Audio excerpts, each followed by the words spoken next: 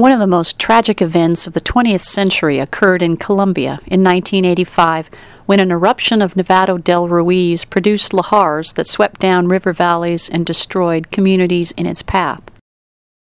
Mount Rainier and other volcanoes of the Pacific Northwest Cascade Range are similar to Nevado del Ruiz in many respects.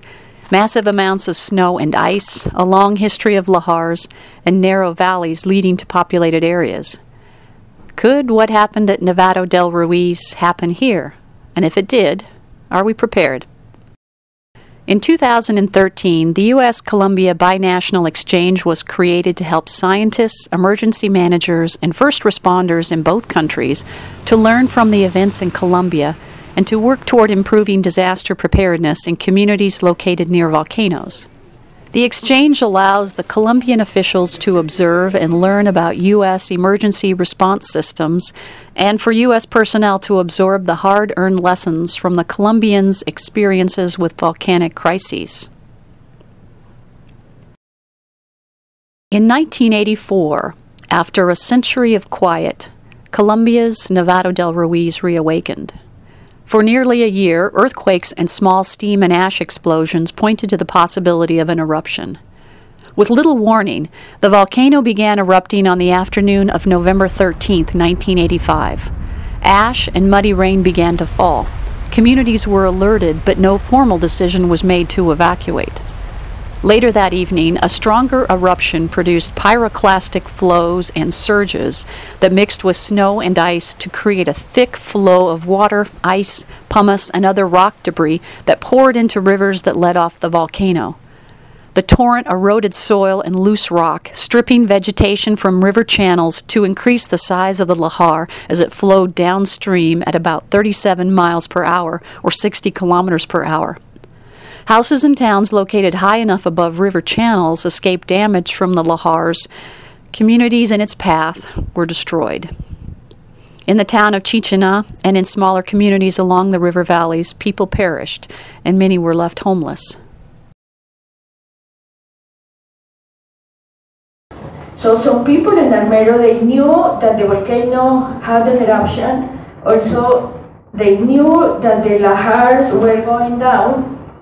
But it was difficult for them to react. Some people left Armero, but most of the people, the situation was so confused that it was impossible for them to leave Armero at the right time. Hardest hit was the city of Armero, at the mouth of the Rio Lagunillas Canyon, 62 miles or 100 kilometers downstream. Within a few hours after the evening eruption, lahars swept away parts of downtown Armero and buried houses in mud. More than 20,000 people died. Nosotros en total perdimos 18 familiares, In total, they lost 18 dos hermanitos, 2 younger brothers, y el resto sobrinos, and the rest were ¿no? nephews, Pues y mi mamá y and his mother, dos hermanitos. and 2 brothers.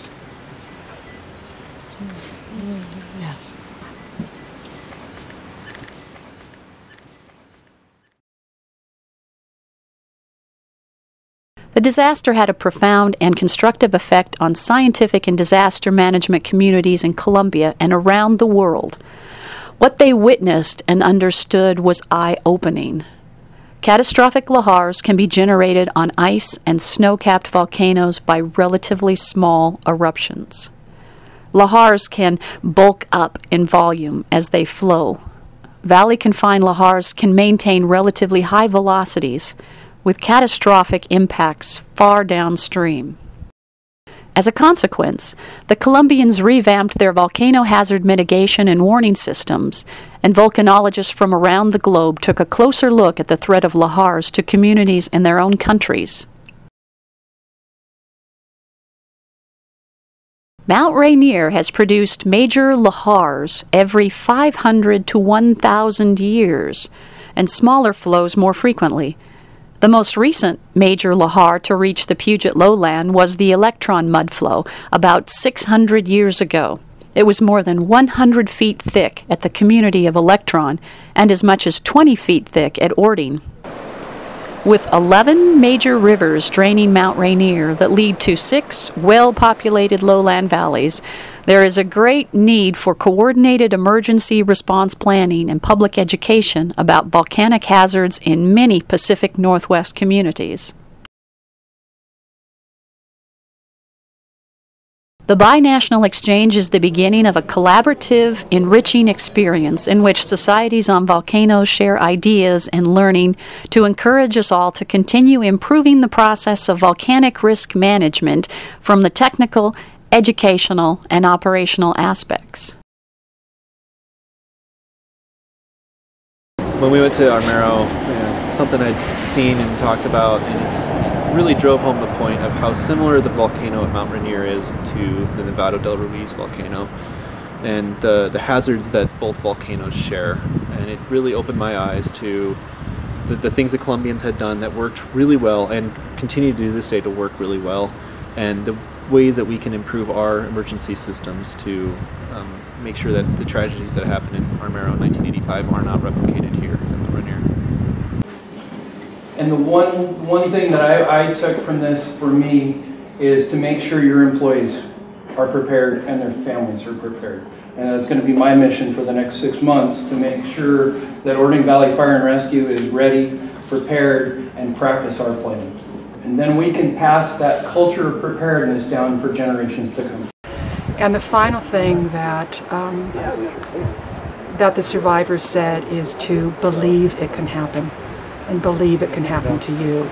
Because if you can get to that point, the rest of the preparation makes sense, and you do it.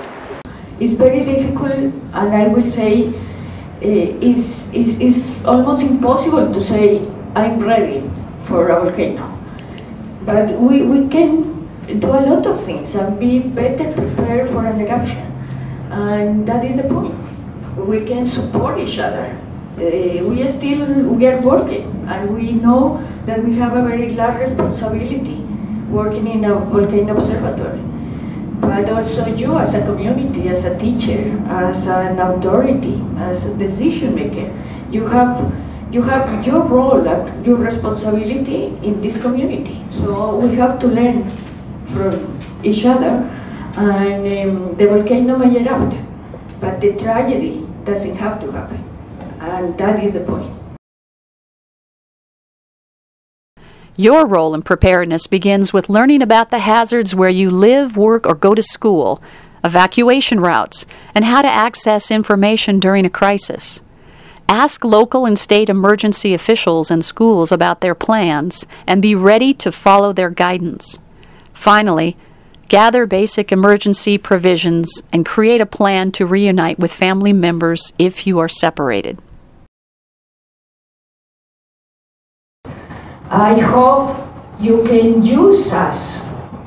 The experience and the tragedy of Armero doesn't have to happen again. Not in Colombia and not here or in other places. And we have to learn from the bad experience of others. And we have to discuss and improve what we are planning to do and share those experiences. That is, I think, the most important point of this United States-Colombia